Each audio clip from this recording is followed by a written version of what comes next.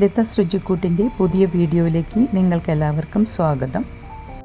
ഞാനിന്നിവിടെ മത്തനും തക്കാളിയും കൂടിയുള്ള ഒരു സൂപ്പാണ് ഉണ്ടാക്കാൻ പോകുന്നത്. ആദ്യമായിട്ട് ഞാനൊരു പ്രഷർ പാൻ അടുപ്പിൽ വെച്ച് അത് ചൂടാകുമ്പോൾ അല്പം വെണ്ണ ഇട്ട് കൊടുത്തിട്ടുണ്ട്. അപ്പം വെണ്ണ ഒന്ന് ചൂടായി വരുന്ന സമയത്ത് ഞാൻ അതിലേക്ക് ഒരു 5-6 വെളുത്തുള്ളിയുടെ അല്ലികൾ ഇട്ട് കൊടുത്തിട്ടുണ്ട്. പിന്നീട് അതിലേക്ക് ഒരു ചെറിയ സവാള അരിഞ്ഞത് ചേർത്ത് കൊടുത്തിട്ടുണ്ട്.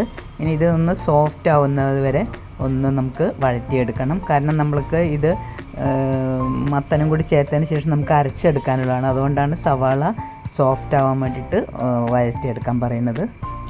ഇനി ഞാൻ മത്തൻ കഴുകി മുറിച്ച് വെച്ചതാണ്.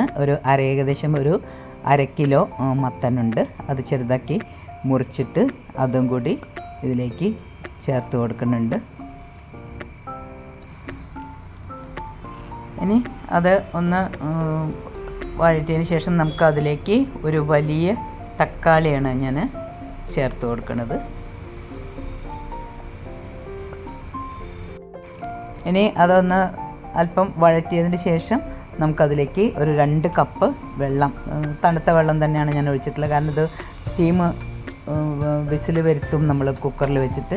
അപ്പോൾ ഒരു 2 കപ്പ് വെള്ളം ചേർത്ത് കൊടുത്തിട്ടുണ്ട്. ഇനി നമുക്ക് അതിലേക്ക് ചേർത്ത് കൊടുത്തതിന് ശേഷം അതിലേക്ക് അല്പം ഒരു ചെറിയ ഇഞ്ചിയുടെ കഷ്ണം കൂടി ചേർത്ത് കൊടുക്കാം.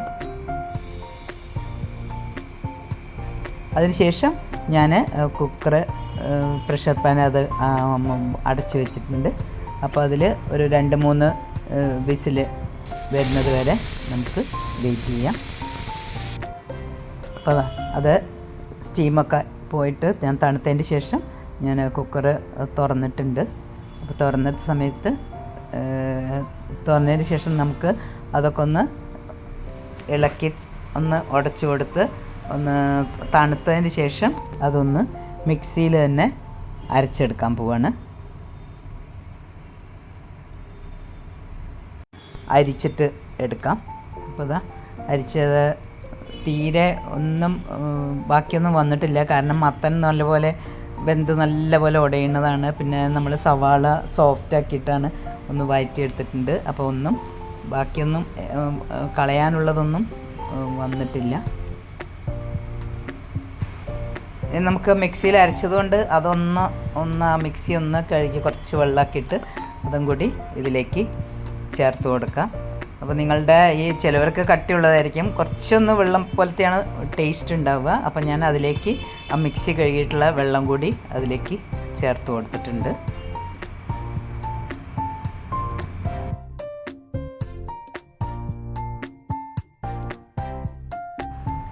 ഇനി നമുക്ക് ഇതൊന്നൊന്ന് ബോയിൽ ചെയ്തിട്ട് എടുക്കാം. കുറച്ച് നേരം ഒന്ന് തിളപ്പിച്ചാൽ മതി.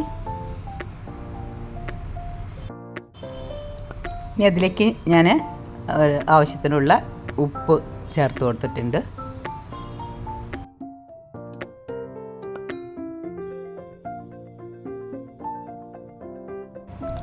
ഇനി അതിലേക്ക് ഞാൻ ഒരു 1/2 നാരങ്ങയുടെ ജ്യൂസാണ് ചേർക്കാൻ പോകുന്നത്.